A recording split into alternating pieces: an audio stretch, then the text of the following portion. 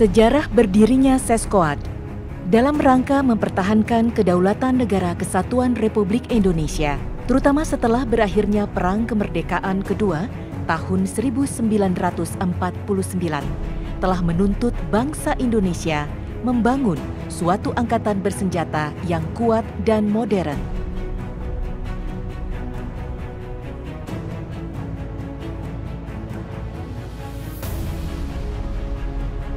Mencermati hal itu, pemerintah Republik Indonesia segera mengaktifkan kembali fungsi pendidikan militer dari semua tingkat dan eselon organisasi, yang penyelenggaraannya sempat tersendat akibat terjadinya agresi militer Belanda. Pengaktifan kembali fungsi pendidikan militer tersebut juga sebagai upaya menyeragamkan kualitas keprajuritan dan semangat kejuangan melalui lembaga pendidikan, mengingat para perwira TNI Angkatan Darat pada masa itu banyak berasal dari berbagai sumber, yaitu dari ex-Knil, perwira peta, perwira akademi. Karenanya, dirasa perlu membentuk lembaga pendidikan perwira lanjutan yang benar-benar murni TNI, bukan hasil penyerahan dari tentara kolonial Belanda. Untuk membangun angkatan bersenjata yang modern dan tangguh, maka kapasitas suatu lembaga pendidikan perwira staf dan komando sangat dibutuhkan.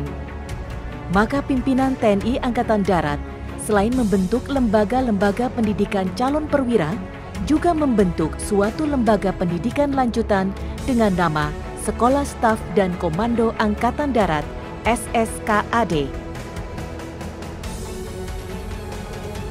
Penetapan itu sesuai dengan Surat Keputusan Kasat nomor 95-Kasat-KPTS-1951 tanggal 25 Mei 1951 tentang peraturan sementara Sekolah Staf dan Komando Angkatan Darat. Dengan dikeluarkannya surat keputusan tersebut, maka diadakanlah langkah-langkah persiapan untuk pembentukan SSKAD. Dan ditunjuklah Letkol Maryadi sebagai Direktur SSKAD, merangkap sebagai Komandan Korps Staf Umum Angkatan Darat pada 1 Juni 1951. Selanjutnya berdasarkan Surat Keputusan Kepala Staf Angkatan Darat nomor 183-KSAD LPTS-51 tanggal 1 Oktober 1951 dilakukan penyesuaian nama jabatan pimpinan SSKAD yang sebelumnya direktur menjadi komandan dan menunjuk Letkol Infantri A.J. Mokoginta menjadi komandan SSKAD pertama. Setelah semua persiapan yang berhubungan dengan pengesahan peresmian selesai, maka dikeluarkannya Surat Keputusan Menteri Pertahanan Republik Indonesia nomor A/MP-377-51 tanggal 5 Oktober 1951 jam 17.00 bertempat di gedung bekas sekolah Quick School 3 di Cililitan, Jakarta. Wakil Presiden Republik Indonesia Dr. Andes Muhammad Hatta meresmikan berdirinya SSKAD.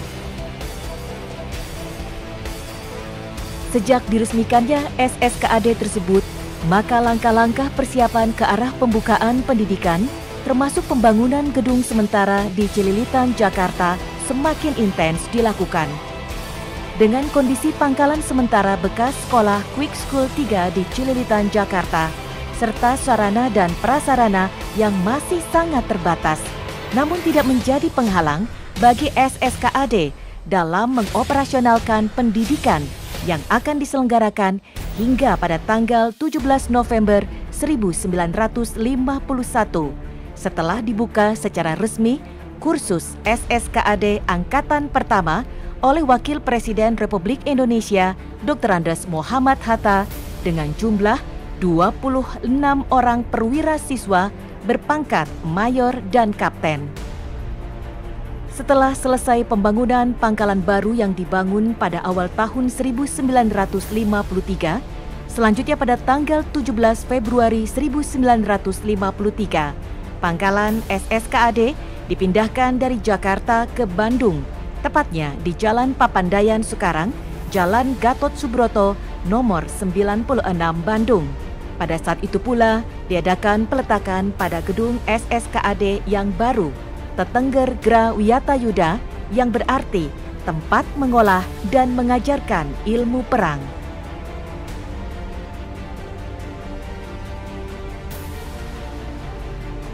Sejak diresmikan SSKAD tahun 1951,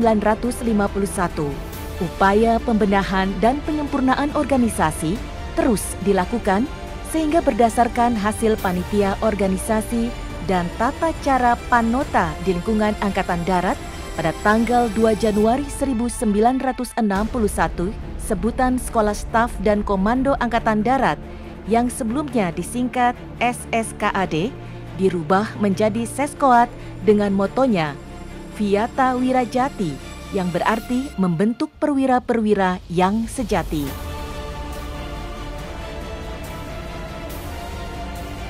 Selama berdirinya Seskoad, selain sebagai lembaga pendidikan tertinggi di lingkungan TNI Angkatan Darat, juga berfungsi sebagai dapur konsepsi dan pengkajian TNI Angkatan Darat, selalu tanggap untuk memberi sumbang saran, pendapat, dan pikiran dalam menangani berbagai permasalahan yang dihadapi oleh TNI AD maupun nasional.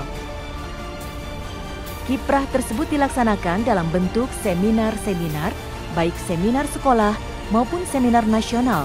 Di antaranya adalah Seminar Angkatan Darat 1 dilaksanakan pada tahun 1965, berlangsung selama 10 hari dari tanggal 10 sampai dengan 22 April 1965 di Graha Wiyata Yuda Seskoad, menghasilkan doktrin perjuangan TNI AD dengan nama Tri Ubaya Sakti, menghasilkan doktrin kekaryaan TNI AD, doktrin perang Revolusi Indonesia, dan BIN Potensi Perang Revolusi Indonesia. Seminar Angkatan Darat kedua pada tanggal 25 sampai dengan 31 Agustus 1966.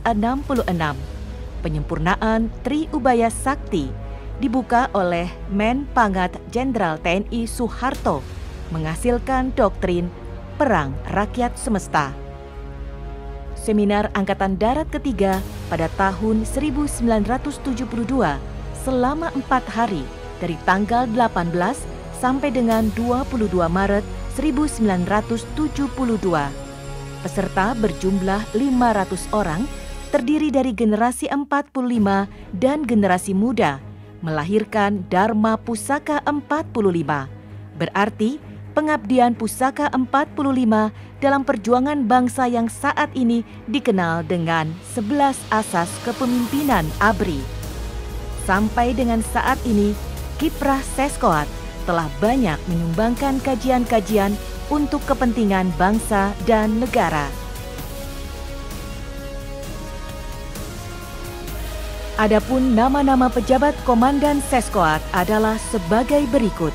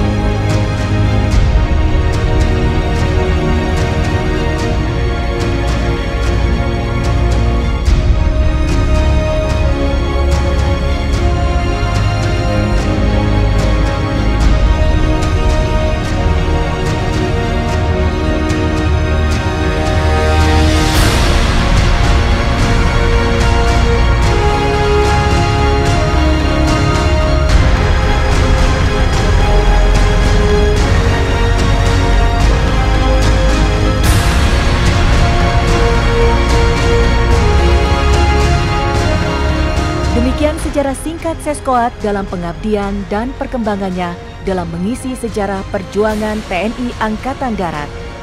Seskoat juga telah banyak memberikan kemajuan di bidang pendidikan dan telah mencetak pimpinan TNI Angkatan Darat, bahkan tidak saja sebagai pimpinan militer, tetapi menjadi pimpinan negara dan tokoh-tokoh dunia internasional.